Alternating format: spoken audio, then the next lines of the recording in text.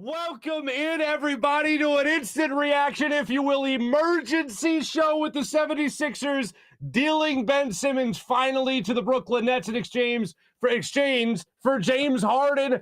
I am beside myself. I am smitten. I am just thrilled that this deal finally happened. Now, I wish it was as easy as player for player, but we all know that wasn't going to happen. So here it is from Woj just a few moments ago. Woj's official trade for the 76ers. This was the Woj bomb. The Brooklyn Nets are trading James Harden to the Philadelphia 76ers for Ben Simmons, Seth Curry, Andre Drummond, and 2 future first-round picks. Now, one of the first-round picks, this is where it gets a little confusing, but one of the first-round picks could be this year. It could be the following year, as the Nets will have the right to defer to the following year of 2023. Then the Sixers won't have to give up another first-round pick to the Nets until 2027. Hopefully the Sixers are still pretty good at basketball by that time, and maybe even if they aren't terrible, even if they're terrible at basketball at that time, it's still only a protected pick from 1 to 8. So that looks pretty good. Now, that could also roll over to 2028, as Woj points out here, still protected from 1 to 8. The pick turns into 2 second-round picks and $2 million in 2029. But in the meantime, I got to tell you, and please let me know in the comments right out of the gate, I got to tell you, I love this. Is it a lot? Yes, it's a lot. But those first-round picks mean nothing to me. They absolutely mean nothing. What means something is that Tyrese Maxey and Matisse Thybulle are still here in Philadelphia.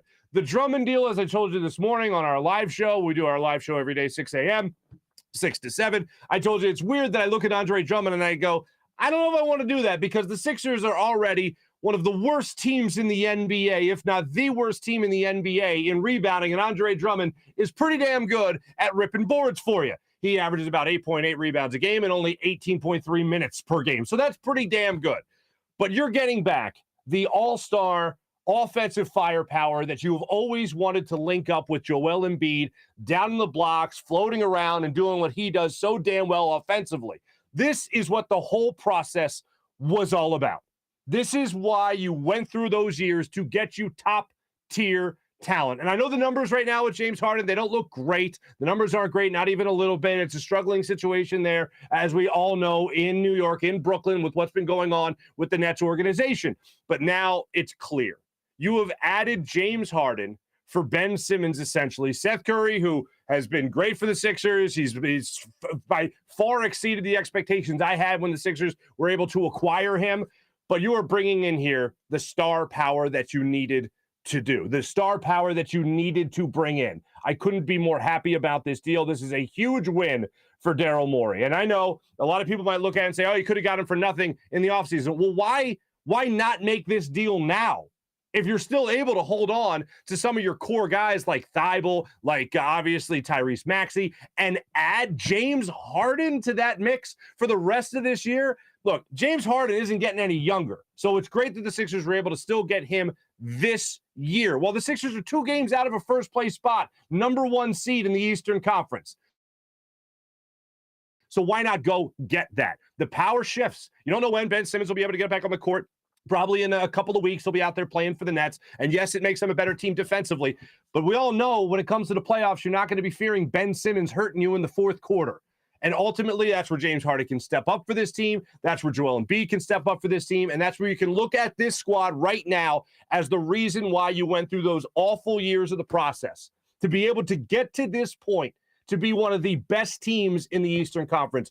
Joel Embiid and James Harden, they do that. Tobias Harris continues to improve as the season goes on. You get even closer to that goal. Tyrese Maxey continues to improve, and you still have the great defense of not only Joel Embiid, but also Matisse Thybulle, which is huge. You keep your core, your big pieces of this team together, which is why ultimately the Sixers, I feel, win this deal regardless of all that they gave up in the deal. And like I said to start, I know it's a lot, but for me, it's well worth it for the 76ers. So I think this is exactly what Daryl Morey needed to do for this team. And of course, what would it mean without having a reaction from Joel Embiid? He tweeted this out after everything went down, saying that the 76ers, well, I guess he's just admiring from afar, enjoying from afar. So good for him, good for this team, good for the 76ers. Now, what does it mean going forward? Well, here's what I'm looking forward to. I am looking forward to seeing James Harden at the top of the key, dribble drive penetration, try to get in the layup, try to get a dunk, whatever it might be, kicking it out to Joel Embiid. Joel Embiid being down on the block, being double teamed. And now imagine this. How many times have we seen Joel Embiid double teamed this season? It seems like more so than ever he is drawing those double teams without Ben Simmons on the floor. So with Joel Embiid down on the block, imagine this. He kicks the ball out to James Harden at the top of the key, who can hit a three for this team. And the numbers right now for James Harden when it comes to three-point percentage are some of his career worst. Score points per game, three-point percentage, all that. But right now on this team with some renewed life and playing for a front office that obviously he really wants to play for, I can't say it enough. It's just a huge win for the Sixers. And I know we've gone through other points where the Sixers, you felt close when they got Tobias Harris and they got Jimmy Butler. And you felt like with Joel Embiid and Ben Simmons, if this core can stay together, they could do something special. And I still think that core would have done something special. But that still would have taken time to develop, especially with the different makeovers the Sixers had throughout that year. Because you got Jimmy Butler. Then it seemed like months later you got Tobias Harris. And you had 3 different versions of that team, and you were still able to make it to Game 7 of an Eastern Conference semifinal. Now with this team, you get the rest of the year to just have one makeover. And let's not act like Ben Simmons had been playing for this team this entire year. So what you're adding right now is James Harden to the mix of Tobias Harris, Tyrese Maxey, Matisse Thybulle, and obviously with Joel Embiid. That's pretty damn good. And the fact that they didn't have to move on from any of those younger guys and instead flip that over to 2 first-round picks that could be far, far down the line, one at least a year away, the other possibly 5 years away. So those are all huge wins for Daryl Morey. This is exactly why you brought him in here as a general manager, to pull off big moves. When, God forbid, when Brian Colangelo took over, and he was handed all those chips. All right, here's all the chips and all the assets of the process. Go cash these in and make sure this team becomes a winner. He failed miserably, as we all know. Then you had, obviously, Elton Brand do some things. He did some good things with Tobias here and Jimmy Butler. But now this is it. Ben Simmons was the last remaining asset, if you will, of winning, not just because of the process, but with the process, Joel Embiid himself. And that's what this deal does. It gives you that opportunity to win now. With trading Ben Simmons, you have that opportunity with bringing in a superstar like James Harden to come in here and be that perfect guy to go along with Joel Embiid. All along, I had been waiting for that guy to be between, but closer to Joel Embiid. The guy that's Joel Embiid is your MVP candidate. You got to be right next to him as a guy that could be competing with him for the leading scorer on this team. And then also Tobias Harris down here and Tyrese Maxey obviously growing. The Sixers got exactly that. They're gonna add somebody else either by the end of the deadline, and we're gonna keep our eyes peeled, obviously, on social media as we do that. We're gonna keep our eyes peeled to see if anything else goes on with this deal. A lot of things are still very much even flow, if you will, ebbs and flows going about the trade deadline right now. So we'll continue to follow that as time goes on. We'll continue to keep a close eye on that. I'll also keep a close eye on our reaction here on our YouTube page. And it seems like right now a lot of people are excited. We're going to get your comments read, as I do during every show that I do. I do all the chat checks and all that stuff throughout the show. I got a new guy on here right now, Bowtie Ban. What's up there, Bowtie? Nice to have you. Just says, let's go. I'm with you right there. Cecil, we're doing it. We are doing it. We did it, as a matter of fact. The foul line going to need a new paint job. Bowtie, I couldn't agree more. And Bowtie, don't be a stranger, man. Don't be a stranger. Nice to have you. Thanks for coming on live, CD Dub. It's my pleasure, believe me. Don Vito, what's happening? Nice to have you in here. So I am excited. I'm beside myself. This is ultimately a huge win for the Sixers. I'll again flash it up right here on the screen. That was from yesterday. Miss Scusi, live show. But here it is, Brooklyn Nets, James Harden. We have the scroll going at the bottom of the screen as well. And if you need a little bit more detail, I'll flash up what it means for the 76ers in the not-too-distant future when it comes to the first-round picks. But when it comes to these first-round picks, I know that a lot of people have this tendency to look at the first-round picks and say to themselves, like to act like almost like it's football. And like you can't do that in the NBA. The fact of the matter is they held on to the late first-round picks that they absolutely hit out of the park with Maxey and Thybulle. And let's face it, I know defense is something that is just overrated. It's funny, I was texting actually with my cousin-in-law, Andy, just moments before the trade actually happened. He said, who would you rather give up, Maxey or Thybulle? And I said, well, I love them both. I don't want to give up either of them, but Thybulle. I mean, yes, he's a great defender, but Is he worth the 1-3 a game, if that? No, absolutely not. I'd rather keep Tyrese Maxey here and watch him continue to grow, especially as a guy like James Harden will diminish. And I fully expect the Sixers, now that they have this nice trial run, this works out, I fully expect them to re-sign James Harden to a longer-term deal. 3-year deal is what has been really thrown out there the most. But as his skills start to dwindle, you start to rely a little bit more on Tyrese Maxey as his skills continue to sharpen in the NBA level. So for me, I again, love this deal. But if it was between the two, I'd give up Thibault before Maxey. I credit Daryl Morey a lot for sticking to his guns here. Do I wish he didn't have to give up 2 first-rounders as well? Sure. But I'd rather give up those 2 first-rounders than Thibault and Maxey. So he stuck to his guns there to make sure that he kept this team together. So I give a lot of credit to Daryl Morey for this, because it's exactly why he was brought in here to do this. Benny, welcome in. Flashes Farzy. Not so fast. Farzy BS. Ben Simmons is gone.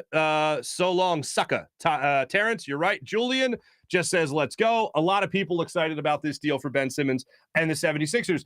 And I'm just happy to move on to the next thing. And it's not something, and this is the best part about it. It's that you're here. There's no more waiting. Like let's see what James Harden develops into. Let's see if that James Harden guy can improve and be the guy the Sixers need him to be. No, he's as advertised.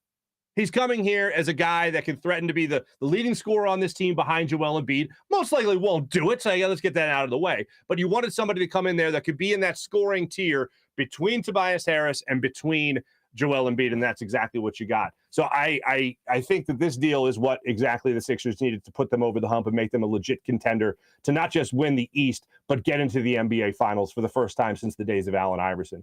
You're not making a trade for a Tyrese Halliburton, for instance, saying, oh, what can he be with this team right now? What can he be with a Matisse Thybulle and a Tyrese Maxey and obviously Joel Embiid? What can he be right now? Like, what can he develop into? No, you know exactly what you're getting.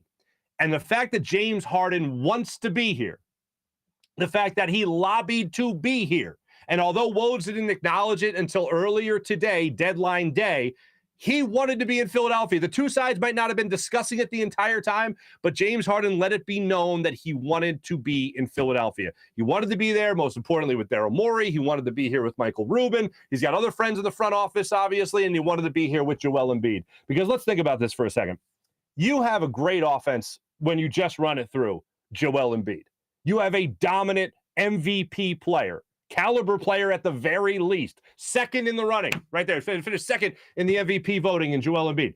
You have that already here. Now you're adding somebody who's already been a multi-scoring champion in the NBA, already been an MVP, and a guy that's come a last shy of making it to an NBA Finals himself. What he has needed is that other star next to him. And last year in Brooklyn, we all know that wasn't, they got blown out of the water. That wasn't an ideal situation for them. But now you have an ideal situation for James Harden to come here and play with a guy like Joel Embiid and complement each other the way they can complement each other.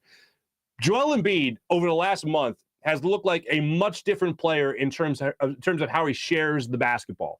And you need that because regardless of how great he is, it's very difficult for a center in the NBA, as we all know, to really force wins for you.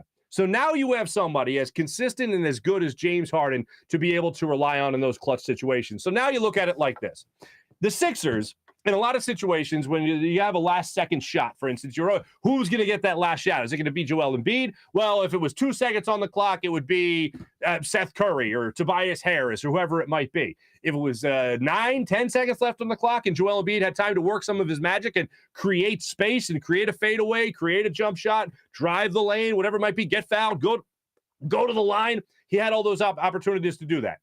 Now you know who's going to have the ball in his hands with the seconds ticking off the clock. It's going to be James Harden. And if it's not him, well, you're not going to double team James Harden and Joel Embiid. So what are you going to do? Pick your poison. That's what the Sixers are going to figure out. That's what Doc Rivers is being charged with figuring out. And I know even when I say that out loud into this microphone and to that camera, to all you fine people, I know when I say that, a lot of people shudder, go, oh, God, Doc Rivers has got to be the guy to figure this out. Yeah, he's got to be the guy to figure this out. But here's the good news. It should be as easy as humanly possible when you have James Harden and Joel Embiid to try to figure this out. And I wouldn't be so surprised. Like, this is Joel's team. Let's not mince words. Okay, this is Joel Embiid's team.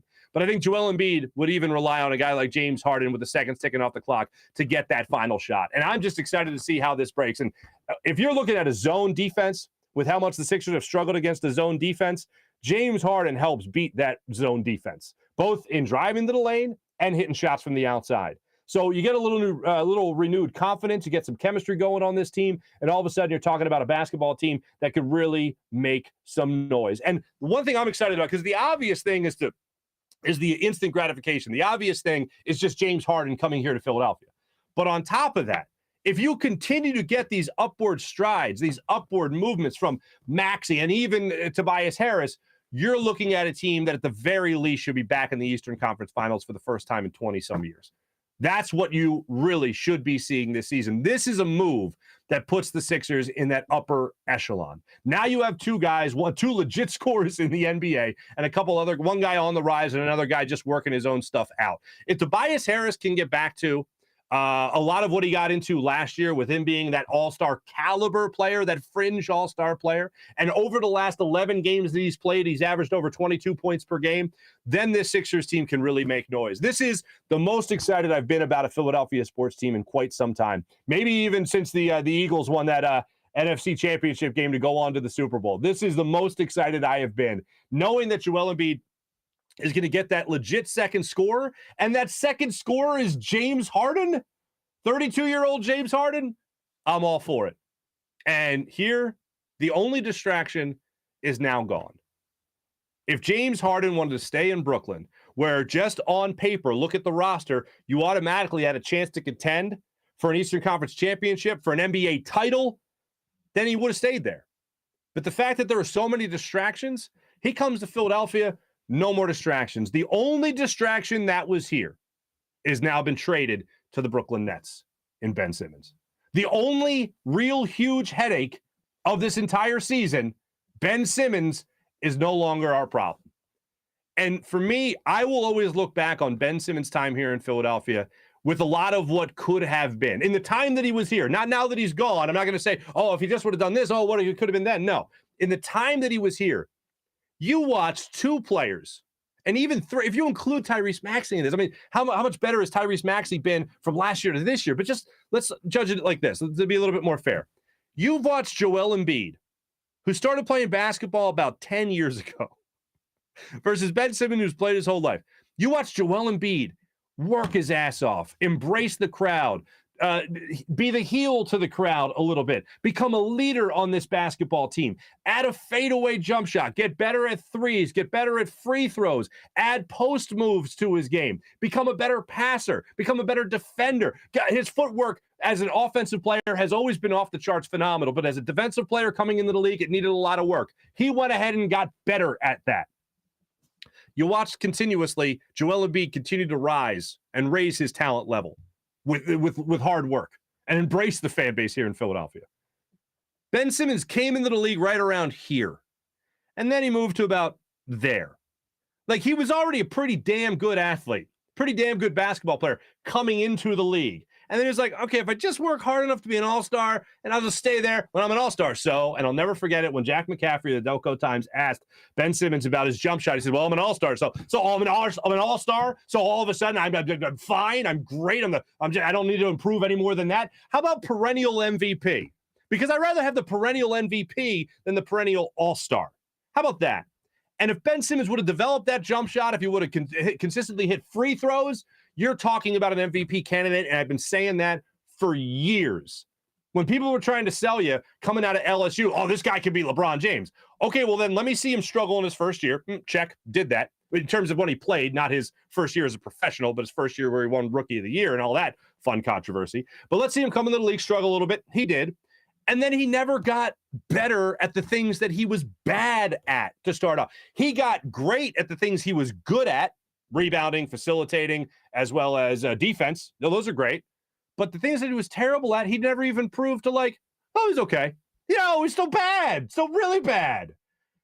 Meanwhile, you're just watching these two guys, Joel Embiid and Ben Simmons. One improving maybe a step, the other improving in every facet of his game. And I think to myself, well, is it unfair to do that, to compare the two? And every time I think about it, I go, nope, absolutely not. because ultimately what makes the great athlete is the mindset.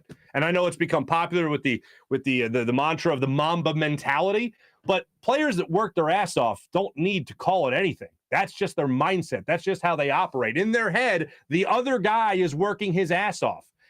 In the same gym as Ben Simmons, you look down the other end of the court, the other guy's right there, Joel Embiid. Follow that lead. And that's how you would become a better basketball player, and a guy that, quite frankly, would be an MVP caliber player in Ben Simmons if he just improved on all the things that we've talked about a million times. And I don't want to hear anything. I take this up with any national media member, and I have fought this fault with my friends across the country that casually follow basketball and casually follow sports, whatever. And even the people that are hardcore sports people. I always argue with them on this. When it comes to Ben Simmons, don't tell me about how the fans drove him out of Philadelphia. Don't waste my time with that nonsense, because that's all it is. Nonsense. And it's not even, I don't even want to dismiss it with the comment, oh, just the casuals think that we ran him out of town. Because it's not even that. It's just the morons think we ran him out of town. For anyone that wants to come out, and whatever Ben's going to say, and I'm looking forward to that first press conference so much, but whatever Ben says, if it's anything about the fan base, I just want to remind people of this. No other fan base in the country is rooting their ass off for a player to hit a three-pointer, attempt a three-pointer in an exhibition NBA game against the Guangzhou Long Lions of China. Nobody is going bonkers the way 76ers fans went bonkers when Ben Simmons shot that three at the behest of Joel Embiid and the crowd. And he hit that three, and the place went nuts. And, like, he wants to take it as a slight, like it's not that big a deal. Like, no, it is that big a deal. Because although I was never banging the drum for you to be some great three-point shooter, like so many people in today's game, I just wanted you to be aggressive and add that to your arsenal, a mid-range game, and improve your free throw percentage. That's it. The occasional three just to make him think he'll do it, go for it. But nothing that would be consistent. And then somehow he doesn't want to face us. The reports come out over the summer from Brian Windhorst about how he's not mentally prepared to play. He doesn't want to play with Joel Embiid. He doesn't want to play with Philadelphia. And now, most recently with Ramona Shelburne saying that he doesn't want to play in Philadelphia because Doc Rivers didn't go out to visit him in L.A. Well, Ben, if you want him to visit him, I don't know, maybe text him back. Like, you can't play hard to get. Like, this isn't somebody trying to ask you to the high school prom. This is somebody that wants you to play basketball for them and win championships. You're supposed to be grown men. You're paid as grown men. You're playing a sport that requires a grown man's mindset. You can't look at Doc Rivers. You can't look at Joel Embiid. You can't look at the city of Philadelphia. You can only look at yourself. And that's something Ben Simmons just isn't ready to do. Maybe Kevin Durant getting in his ear will change it, but I doubt it. Kyrie Irving, I don't think he's going to have a conversation. Steve Nash, hell of a point guard. Maybe he gets in the ear. Doubt it. For me, I could not be happier to move on from Ben Simmons, and I'm just glad that drama is done, because what we ask of our athletes is that we get to watch the absolute best of you. We get to watch you maximize on your potential. Ben Simmons has already reached his potential, and what's unfortunate is that's all mental. That's all upstairs when it comes to his mental approach to the game of basketball. It's all about his mindset. Not talking about mental health issues. I'm talking about his mental approach to the game, the mindset in which he plays basketball, the mindset in which he goes about his profession.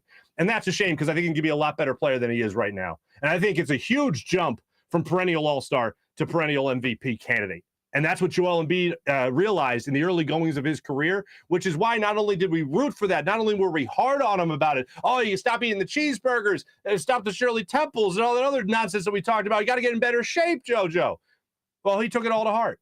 Not just because it was us yelling, do this. It was him acknowledging, I can be better. And then, no lie, I think fatherhood really helped that guy. I think he looked at his son and went, I want to be the best role model for him. And he said as much in interviews. So for me, it's completely fair to compare the two, but it's amazing when you look at Joel Embiid and you can marvel at how much he has improved his game versus Ben Simmons.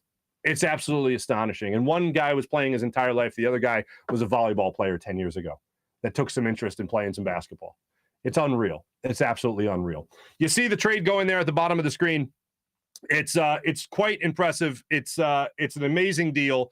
Sixers, I think, absolutely win this deal. I know down the road you can look at those first-round picks and say, oh, well, what if they come back to hurt the Sixers? Well, then they did. But I got news for people. You had at some point to cash in your chips on the process. And that's exactly what this deal is. It's cashing in your chips on the process. This is why you went through the 4 years of dreck, 3 years of god-awful basketball, 3 years of bad basketball, or 4 years of really bad basketball, and then a year of hope with Joel Embiid playing 28 games. He had the torn meniscus. He sat out, ironically enough, against Houston Rockets and James Harden, who actually played in that game, in the national game, and that was his last game of the season because he had that acute meniscus tear. Then he came back, and he started turning himself into an MVP candidate.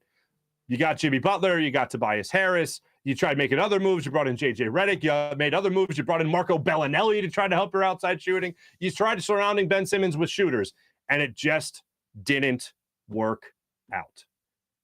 I looked back on that Jimmy Butler deal and thought to myself, well, if you got Jimmy Butler here, I hope we don't look at it, Jimmy Butler leaving to go to Miami. I hope we don't look at that as, oh, that's where the process came tumbling down. That's where everything started looking really, really, really bad. So for me, I look at it different. I look at it in a way where the Sixers needed to push the chips in, and that's exactly what they did with James Harden. Let me get back to a couple of comments. Jim, am I good? Can you hear me okay? Are you hearing me okay? All right, good. I just want to make sure I'm getting all this good stuff here. Stephen A. Smith apparently hates the deal. He said that before because he said he didn't want Ben Simmons going to Brooklyn because that helps Brooklyn out way too much because he's a great defender. Blah, blah, blah, blah, blah, bitty blue. I want to see if anything else has come up in the time since I've been doing my little spiel here with you guys. What happens when James Harden leaves us? This is from Barry. What happens when James Harden leaves us as a free agent chasing $200 million? And who's our shooters? Danny Green and Furkan? Sixers should at least have gotten back Patty Mills or Joe Harris. Would have loved to have seen that, Barry, but still, this is the deal you make. And I don't think the Sixers are making this deal if they feel like James Harden is leaving in the offseason. I think James Harden would have signed here anyway. So here's what you got. Here's how I think of this James Harden deal. And although you're right, this isn't guaranteed, but it's close to a guarantee as far as I'm concerned. You made this deal now with the rest of the season to play. So you have a little trial run with Joel Embiid and James Harden playing together before you have to sign a $200 million deal with James Harden. I'd rather have this than then go into it blind. And that's what I was saying this morning on our show when I was talking about that exact scenario. I would rather get James Harden now and give up something for him and get that trial run when I think he already wants to play here anyway, and he would sign here anyway in the offseason. So why not get the rest of this season and a bonus chance, if you will, to win a championship with him and Joel Embiid? That's the way I look at it. You're not wrong in what you're saying, Barry. That's not my perspective. Jerry's saying strip clubs could be a distraction. Okay, you know what? I'm glad we got to cover all the bases. We got to cover all the bases here, folks. Barry's looking at a competent big man.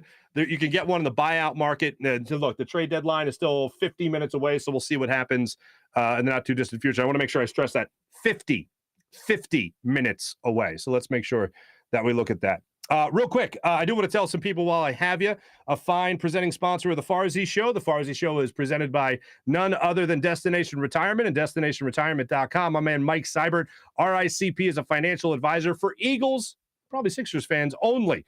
His firm, Destination Retirement LLC and DestinationRetirement.com, is a full-service planning firm and an affiliate of 1847 Financial. Let them create a written financial plan for your accumulation years and your distribution years. With pensions few and far between, you're on your own when you retire with only a 401k or an IRA. So let Mike help you turn your assets into an efficient income stream that you can't outlive.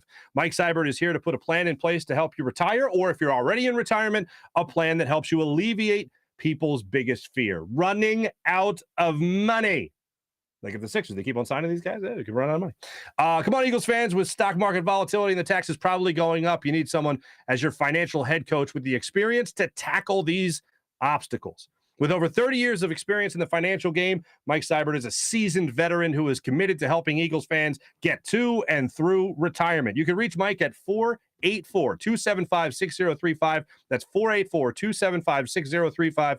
Or visit DestinationRetirement.com. That's DestinationRetirement.com. Click on the Find Out link at the top of the page and fill out the questionnaire to see if he can help you retire. That's right. And see how well and prepared you are for retirement. Mike will get back to you and talk to you about how he can help. And remember, go Birds. Also, Valentine's Day, Monday, folks. Steven Singer, the other corner of 8th and Walnut, right on Jewelers Row in Philadelphia for over 40 years in the love business. 24-karat gold dip rose, courtesy of Steven Singer. 24-karat Emerald City gold dip rose, their best-selling rose yet. How gorgeous is that? So head to the other corner of 8th and Walnut for that 24-karat deep green Emerald City rose color. She'll be green with envy if her friends get one, and she does not. That's IHateStevenSinger.com. IHateStevenSinger.com. Always fast and free shipping at IHateStevenSinger.com. The other corner of 8th and Walnut. Every day, the perfect price at Steven Singer Jewelers. Also want to tell you about our friends at Rothman Orthopaedics. When you have an orthopedic issue, you need a physician who eats, sleeps, and breathes orthopedics. You need an exceptionally specialized Rothman Orthopaedics physician. They not only specialize in orthopedics, but each of their physicians only focuses in on one area of the body, which means you can have the confidence to get past the pain and be what you were. Learn more at RothmanOrtho.com. That's RothmanOrtho.com. Let me get to a couple of the comments here. Let's see what the people have to say. Kevin Smith. I think Kevin Smith is playing, what do you call it? Not Fun Police, the opposite of that. Kevin saying you hit the jackpot with this type of deal. I'm all on board for that. Jerry saying Jerry's with the strip clubs. There we go. We're covering every angle here, folks, as we like to do. Benny, again, I'm not going to flash you. This is a family program. Kids could be watching me at school or something. I don't know. Maury got his top 10 player. This is from Joseph Schwartz. Maury got his top 10 player. Didn't have to give up young talent. Give him credit for getting the job done. That's really what it comes down to for me. Look at it one more time. Simmons, Curry, Andre Drummond. Now, it's weird. Drummond hurts me more than Curry. I think if Andre Drummond wasn't in this deal, it's the weirdest thing. I never would have thought that he would matter to me, but he matters to me in this deal because the Sixers are 30th in the NBA in rebounding. So it's like, who's ripping your boards? Well, not Andre Drummond, apparently. But look, the bottom line is you kept the core together. You got Maxey, you got Joel Embiid, Tobias Harris. You have guys that can score the basketball, and that's what the game is all about, as any casual even knows. But this was a great deal for Daryl Morey and the Sixers. And it's not about waiting. So if you want to talk to me about first-round picks way down the line that I don't think are going to be worth that much anyway, then by all means, you can talk about it. But I think what mattered most is that you got better right now. And then most likely, because I don't think the Sixers are trading for James Harden and trading what they did trade to get James Harden without the opportunity, knowing that they're going to sign him to a long-term deal here in Philadelphia and keep him here probably until he's 35, 36 years old. And I am all for that. Fuji, what's up, man? Welcome in. Nice to have you in the afternoon as well, right? A little afternoon program today, huh? How about that? This is where Kevin gets into hitting the jackpot. That's nice. Daryl? Yeah, to answer that question again, Daryl, because I hit it on it earlier with Barry. I assume that's who you're saying when you say BJ. I don't think they're making this deal unless James Harden is here long term. I'm just talking about a competent big man. We hit the April. What's going on, April? This stream seems hella one-sided. I guarantee you it is not. This is the perfect deal that the Sixers needed to do. This was the deal that was out there. KD and Ben are going to be so toxic. Yeah. Now, here's the thing. Ben Simmons is the opposite of a Kyrie Irving or Kevin Durant. I'm not even talking about shooting. Kevin Durant, Kyrie Irving, those guys, they'll flourish in the postseason. Ben Simmons will shrink in the postseason. Now, it'll be interesting for me to see how he plays with Kyrie running point, Patty Mills running point. If Ben Simmons does go more to the power forward role, it'll also be interesting to see in spots where he is the facilitator. Like, for instance, if he gets a rebound, fast break the other way, it'll be interesting to see how he does facilitate, knowing that he has Kevin Durant to kick the ball to. That'll ultimately be where the Sixers might feel a little pain. Obviously, the defense of Ben Simmons, we all know that. That's the undisputed thing. But the other is how it works out offensively speaking and how you share that basketball on the offensive side of the court, knowing that Kevin Durant's going to get a lot of open looks if guys are collapsing on Ben Simmons as he drives the lane. And they foul him, put him in the line where he's no threat. All right, fine. Oh, while I'm on that note, real quick, let me just get this. When people talk about Ben Simmons and how good he could be from this point going forward, it wasn't gonna happen here. Sixers gave him a number of opportunities. He showed no desire to do it. Even when all the BS came out throughout the summer and he did come to practice, they gave him that opportunity to show up at practice, he lollygagged through everything and Doc Rivers sent him home. I still wish he didn't, so that way he would have had to address the media afterwards. Probably would have found an excuse not to do it, but he was supposed to. They pushed it back a day already, so hopefully he would have. But I do look forward to that press conference from Ben Simmons in the not-too-distant future. Mac, Farzy couldn't be more hyped. I could if Draymond Green, geez. If Andre Drummond wasn't a part of it. He's going to the Clippers or the Lakers? Kevin, Farzy, what strip club are you taking him to? I'm not taking him to a strip club. I can't leave my house. You know why? I got a newborn. I ain't going anywhere, man. You know what I'm doing? I'm following the deadline, trade deadline, and I'm building a bench for our foyer. Yeah, I'm building a shoe rack / bench. That's what I'm doing. I ain't going anywhere. Oh, and I'm making a lot of fresh pasta. Don't know if you can tell. What about Green and Furcon for Eric Gordon? Still possible? Still possible? To 219? Yeah, still possible. Yes, I've already said this. When Ben Simmons does come back to Philadelphia, folks, I would like people to boo so loud, so venomous, that it makes people forget that we ever did anything to Santa Claus. I want people to just let it rip. Just boo the ever-loving hell out of Ben Simmons. Can't wait for that moment. I might even buy tickets for my whole family just to show up. So we go, I got like 1 million cousins. All of us booing Ben Simmons at the same time. We would just do our part is all I'm saying. We would just do our part. That's all I'm saying. Craig, call me crazy. I bleeping love this. I love it too, man. April again. Can't wait to hear the boos. You're absolutely right. Brandon, what's going on? Got mine. Wife loves them every year. Oh, Brandon, you got your wife a rose color, a gold dip rose. I got a whole bouquet for my lovely lady over the years. I didn't just go out and buy a bouquet of them. $59, by the way. They start at $59, so make sure you guys enjoy that. Cody, Farzy, you're glowing. Am I glowing? Still got the eyes, the dark eyes. I'm not escaping that. Thirsty Thursday? All right, Fuji, thank you. March 10th, Sixers Nets. Let's party. So Brandon's asking if Ben Simmons plays that game. Great question. I almost don't want him to play in that game. What do we got here? We got a month. He's already in shape. He's just got to get an official game shape. So that would take about 3 weeks. Yeah, he could play in that game, but I almost don't want him to for a number of reasons. The one reason I don't want him to play here is because that means he's not ready. By that time, James Harden's already playing here in Philadelphia for a month.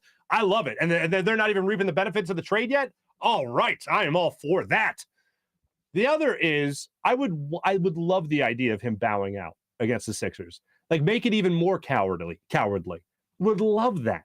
And then second, I don't want to face that. I don't want to face him as a defender, basically. But I do really enjoy Ben Simmons versus Joel Embiid. Mac, I'm still so happy. April say, Mark, please ship me some pasta. I'll ship you a nice ravioli, freeze-dried. Definitely want to play Joel will go off. Yeah, I would definitely bet the over on Joel Embiid that night in Philadelphia. I'll be with you guys, obviously, throughout social media, and hopefully this happens.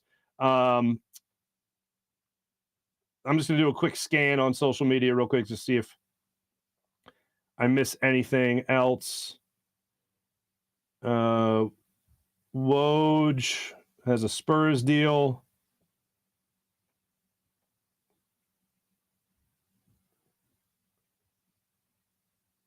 Just want to make sure I give you guys your money's worth here.